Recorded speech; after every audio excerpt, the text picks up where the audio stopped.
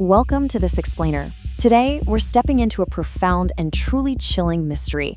We're going to examine a case that begins with a young father simply failing to arrive for work and ends in a tragedy so inexplicable that nearly 4 decades later, investigators are still searching for answers. We are looking at the Dardeen family murders. Together, we're going to reconstruct the timeline, the evidence, and the haunting uncertainty of a case where the final piece of the puzzle still remains missing. To really understand this, we need to ground ourselves in the setting. It's November of 1987, and we are in rural southern Illinois.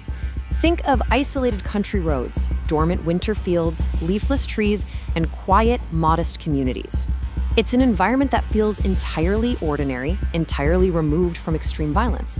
And yet, this quiet landscape became the backdrop for a crime scene that defied all logical motives and absolutely shocked the entire region. Chapter 1. A family in rural Illinois. Let's start with the victims.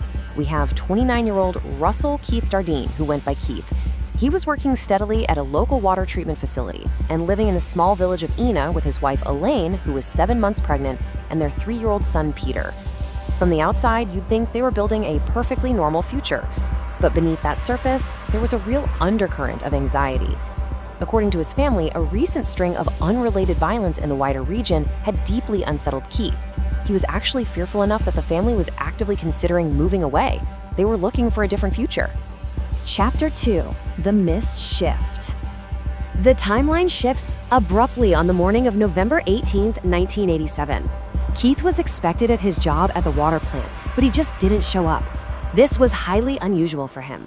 A concerned coworker tried to call the house, but the analog telephone just rang and rang. There was no answer. As the hours ticked by, the concern escalated into full-blown alarm. Eventually, law enforcement was contacted, and Keith's father actually accompanied authorities to the family's trailer. When they arrived, the home was completely silent.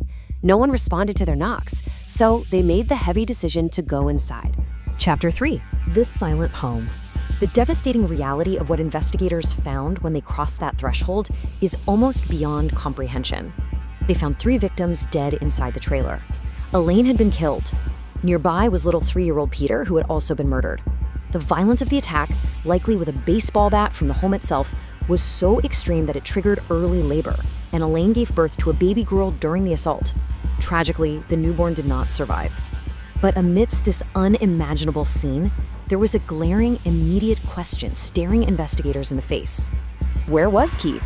He wasn't in the trailer, and his car was completely missing from the driveway. This forced investigators into a terrifying state of uncertainty. Had this husband and father snapped, committed this atrocity, and fled? Or was he abducted? Was he just another victim of whoever entered that trailer? The entire investigation suddenly hung on finding Keith Dardeen. Chapter 4. The Second Crime Scene. Any suspicion that Keith might be responsible evaporated almost immediately. His missing car was soon located parked near a police station in the nearby town of Benton.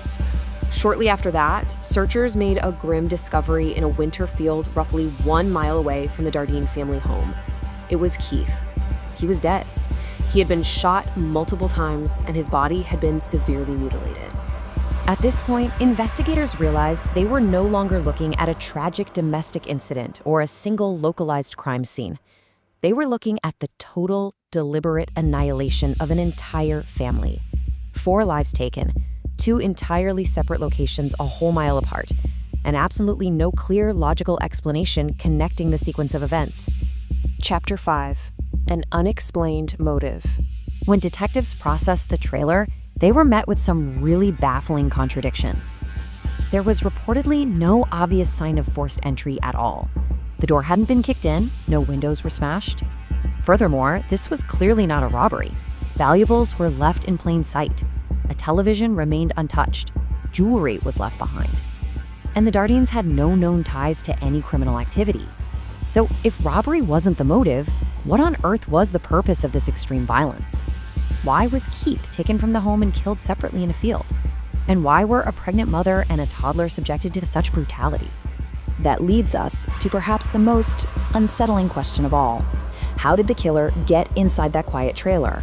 Without forced entry, we are left with some chilling possibilities.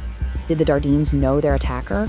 Did they willingly open their door to someone they recognized? Or did they simply trust a stranger in the dark for a fatal few seconds too long?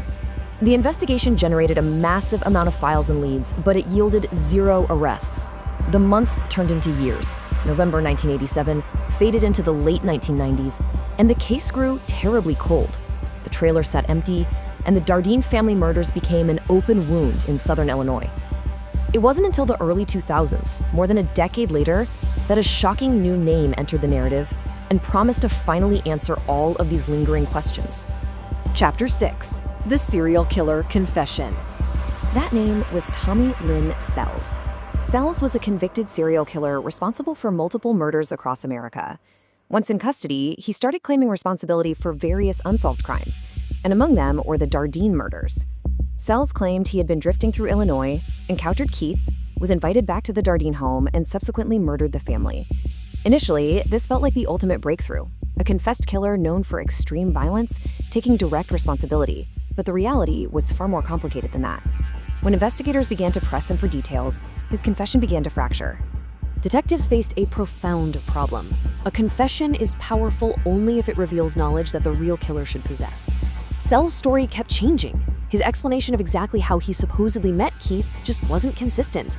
But more importantly, according to subsequent reports, crucial elements of Sells' account actively conflicted with non-public, verified details of the crime scene.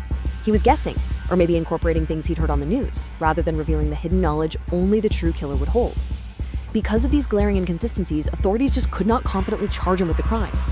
The legal process moved forward on his other convictions.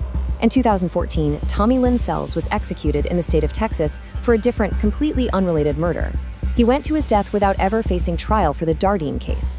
So whatever truth he actually knew, whether he was the genuine killer or just a violent opportunist seeking notoriety, he took those secrets to the grave. Chapter 7: The Unresolved Mystery. We are left staring at profound, unanswered questions. Was Tommy Lynn Sells telling the truth? Despite the inconsistencies, is it possible he really did commit the crime, and the failure of his memory was just the byproduct of a chaotic, violent life? But if we accept that Sells lied, if his confession was entirely false, we are forced to confront a much darker reality. That means someone else systematically annihilated an entire family and completely, flawlessly escaped justice. Was the killer someone the family knew? Was Keith targeted for a specific reason? Was this a deeply personal grievance? Or did a predator simply arrive at their door, turning an ordinary November night into an absolute nightmare? We still don't know the exact sequence of events. We don't know why Keith was taken to that field while his family remained in the home. The true motive remains entirely blank. Nearly 4 decades later, no definitive motive has ever been established publicly, and no one has ever been convicted.